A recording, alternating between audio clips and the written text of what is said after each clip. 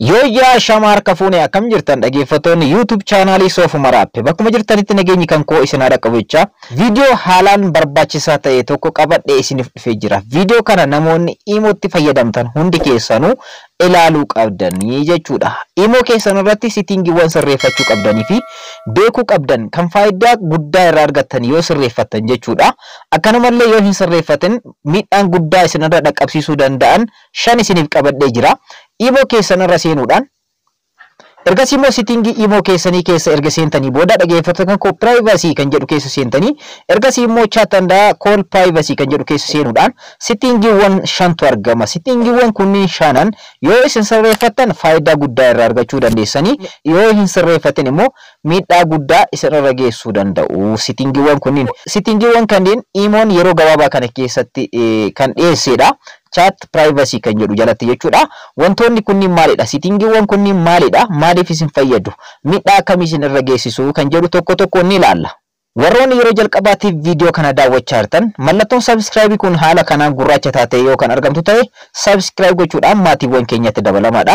Akkanumallee mallattoo bilbilaa kana yookaan notification kana tuquudhaan ergasii immoo all ka jettu irra gochuudhaan yeroo hunda viidiyoo haarawaa yeroo gadhiifnu akka isin dhaqqabu gochuu ni dandeessan. Viidiyoo kana sekendii tokkoof like gochuu hin dagatinaadha. Like isiniif waan salphaa tokko wanaaf immoo value guddaa qaba waan ta'eef like gochuu hin irraanfatinaadha. Akkanumallee chaanala kan koo Soofuma Raappe keessa seenuudhaan home videos shorts kan jedhu keessa videos kan jedhu keessa seenuudhaan viidiyoowwan kanaan dura isiniif hojjedhe kan hojii online akkanumallee barnoota teknoolojii barnoota bilbilaa kompiitaraa waan hunda jechuudha as keessa argachuu ni dandeessan waan ta'eef viidiyoowwan kanneen daawwachuudhaan irraa barachuu ni dandeessan. Illee dhaggeeffattoota kan koo garana darbuudhaan bifa playlistiitiin illee isiniif kaa'ee jira. Kanaafiyyuu home videos shorts live ka jedhu irra darbuudhaan playlist ka jettu jirti. Playlist ka jettu irratti kilik gochuudhaan playlistiidhaan illee asirra isiniif kaa'ee jira. Akkuma amma asirratti argartan barnoota miidiyaalee hawaasaa argachuu barbaadan barnoota fayyaa argachuu yoo barbaadan akkanumallee barnoota laaptooppii fi meeshaalee adda addaa elektirooniksii adda addaa barnoota shabakaa bilaashaa adda addaa barnoota afaanii barnoota addisansiidha akkanumallee hojii onlaayinii viidiyoo edit gochuu fi suuraa edit gochuu akkanumallee viidiyoowwan bashannanaa kan barnoota YouTube illee asirraa argachuu ni dandeessan. Kaataagoriidhaan isiniif kaa'ee jira keessa seenuudhaan daawwachuu ni dandeessu. Gara barnoota keenya har'aatti yeroo deebinu Imoo irratti settingiiwwan sirreeffachuu qabdan kan faayidaa guddaa isiniif kennuu danda'an 5 isiniif qabadhee dhufee jira. Settingiiwwan kanneen sirreeffachuudhaan faayidaa guddaa irraa argachuu ni dandeessanii. Settingiiwwan kanneen osoo hin beekin sirreeffachuu dhabuu keessaniin immoo miidhaan baay'een isinirra dhaqqabuu danda'a. Miidhaan isinirra dhaqqabu maalidha? Faayidaan isinirraa argattan hoo maalidha? Kan jedhu viidiyoo gabaabduu kana keessatti ni ilaalla. Jalqaba irratti Imoo keessanii seentanii ergasii immoo mallattoo profaayilii irratti kilik gochuudhaan ergasii immoo settingis ka jettu ni argamti. Settingii Imoo keessanii seentu ergasii immoo privacy kan jedhu ni argama. Settingii sadaffaa irratti argamu privacy kan jettu kana kilik gootan. Ergasii immoo jalqaba irratti chat and call privacy kan jedhu ni argama.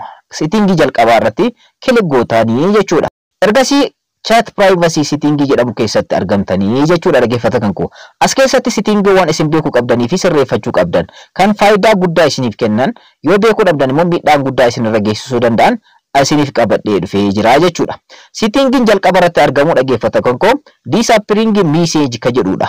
Messageen isin namootaaf barreessitan namootni isiniif barreessan yeroo meeqa keessatti bilbila keessan irraa akka badu barbaadanii ka jedhudha.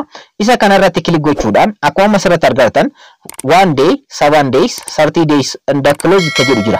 Kanneen keessaa kan barbaadan irra sirreeffachuudhaan yeroo guyyaan kun dhumate yookaan guyyaan kun ga'e irratti messageen isin namootaan waliif barreessaa turtan hundi isaaniitiyyuu disappear ta'a yookaan bilbila keessan irraa ni badaa yookaan ni haqamaa delete ta'a jechuudha. Guyyoota kanneen keessaa kan barbaadan filachuu ni dandeessanii. Ergasii immoo messageiiwwan isin namaa wajjin barreessaa turtan guyyaan kanneen isin filattan irratti ni dhumata. Fakkeenyaaf guyyaa 7 yoo ta'e guyyaa 7 ni filattan right irratti isiniif godha. Egaa right irratti gootanii booda dhaggeeffattoota kan koo akkuma asirratti argartan guyyaa 7 booda messageen isin namoota wajjin barreessitan kun hundumtinuu ni badaa jechuudha. Isa kana garuu dhaggeeffattoota kan koo yeroo baay'ee itti fayyadamuu illee yoo baattan miidhaa baay'ee isinirra geessisuu hin danda'u. Kiloos ka jettu irratti fayyadamtanis rakkoo tokko isin irratti hin uumu. Messageiiwwan kunniin bilbila keessan irratti Imoo keessan irratti bakka isin jalaa qabata waan ta'eef akka badu yoo barbaadan guyyoota kanneen keessaa kan barbaadan filachuudhaan sirreeffachuu ni dandeessu jechuudha.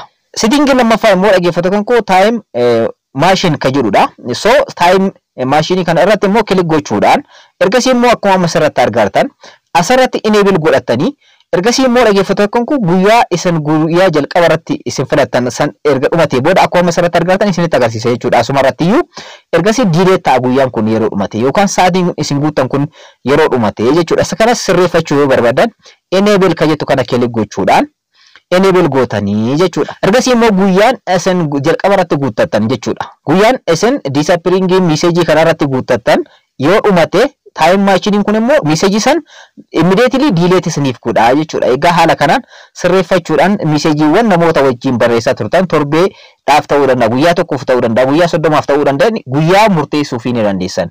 Dhiisuu yoo barbaadan immoo isuma kanarratti kilik gootanii ergasii immoo disable gochuudhaan yeroo kanatti immoo settingiin kun ni dhaabaa jechuudha. Off taha. Kanaafiyyuu hojii ni dhaabaa jechuudha dhaggeeffattoota koo. Settingiiwwan isa jalqabaa kanneen lamaan sirreeffatu illee yoo baattan miidhaan isinirraa gahu tokko illee hin jiru.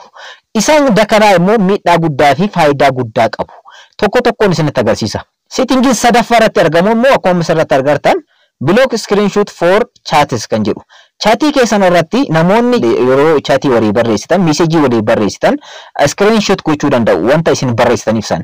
Akkanumallee namoonni suuraa adda addaa, viidiyoo adda addaa illee yeroo ergitaniif dhaggeeffattoota koo screenshot gochuu danda'u jechuudha. Kanaafiyyuu akka isaan screenshot hin goone akkaataa ittiin gochuu dandeessanidha. Kanaafiyyuu block screenshot for chats kan jettu kana kilik gochuudhaan settingii kana akkuma asirratti argartan block gootan. Namni kamiyyuu screenshot gochuu hin danda'u. Message isin barreessitaniif akkanumallee suuraa isin ergitaniif san screenshot gochuu hin danda'u. Akkanumallee screen record gochuu hin danda'u. Screen record illee gochuu hin danda'u jechuudha. Kanaafiyyuu settingii kana sirreeffachuudhaan namoota wajjin wantoota waliif barreessitan akka namoonni screenshot hin goone, akka namoonni record hin goone gochuu ni dandeessu. Kanaafiyyuu settingii kana akkuma asirratti argartan fuulduratti hongilii kanarratti kilik gochuudhaan on godhatanii gara mallattoo magariisaatti jijjiiramti. Yeroo kana dhaggeeffattoota koo namni kamiyyuu wanta isin barreessitaniif san screenshot gochuu hin danda'u, screen record gochuu hin danda'u jechuudha. Kanaafiyyuu faayidaa guddaa waan qabduuf sirreeffadhaa. Afraffaa immoo dhaggeeffattoota koo block, share, download and copy. Kana jechuun dhaggeeffattoota koo wantoota isin namaa barreessitan san namoonni share namaa gochuu danda'u, viidiyoo ta'uu danda'a, suuraa ta'uu danda'a, barreeffama ta'uu danda'a, share gochuu danda'u, miidiyaalee hawaasaa adda addaa irratti ta'uu danda'a, namootaaf ta'uu danda'a. Akkanumallee download gochuu danda'u, suuraa ta'uu danda'a, viidiyoo ta'uu danda'a, download gochuu danda'u. Akkanumallee copy gochuu danda'u, barreeffama adda addaa copy gochuudhaan bakka biraatti namaaf erguu ni danda'u. Kanaafuu settingiin kun miidhaa baay'ee isinirra geessisuu waan danda'uuf settingii kanarratti kilik gochuudhaan asirra dhufuudhaan tongilii kana kilik gochuudhaan on godhattan. Yeroo kanatti namni kamiyyuu barreeffama isin barreessitaniif ta'uu danda'a, viidiyoo ta'uu danda'a, suuraa nama kamiyyuu share gochuu hin danda'u, download gochuu hin danda'u, akkanumallee copy gochuu hin danda'u jechuudha. Settingiin dhumaa immoo shanaffaa irratti isinitti agarsiisu block screenshot for calls kan jedhutti argama.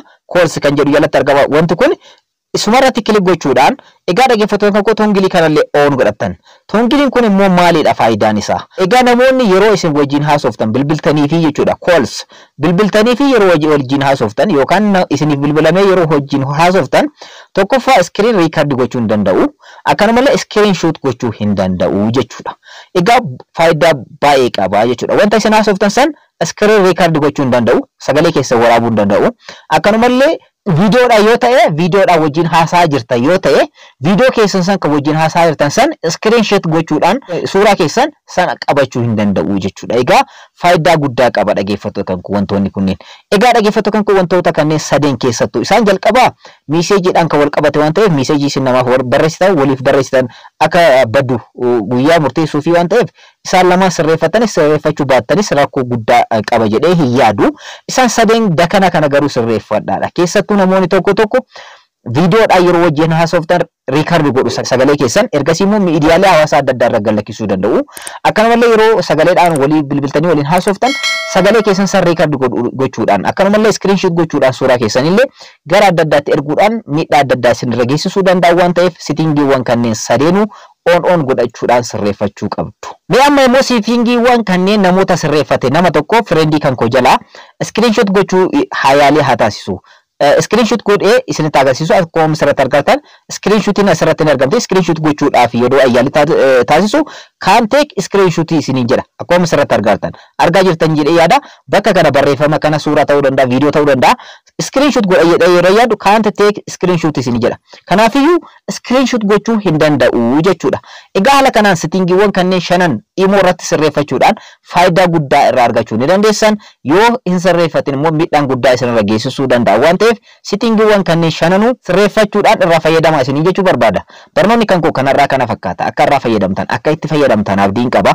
Warroonni YouTube channelii kanaaf haarawaa taatan subscribe gochuudhaan gara maatiiwwan keenyaatti dabalamaa. Akkanumallee mallattoo notification tuquudhaan ol irra godhaadha yeroo hunda viidiyoo haarawaa yeroo gadhiisu nama hunda dura akka isin dhaqqabuuf.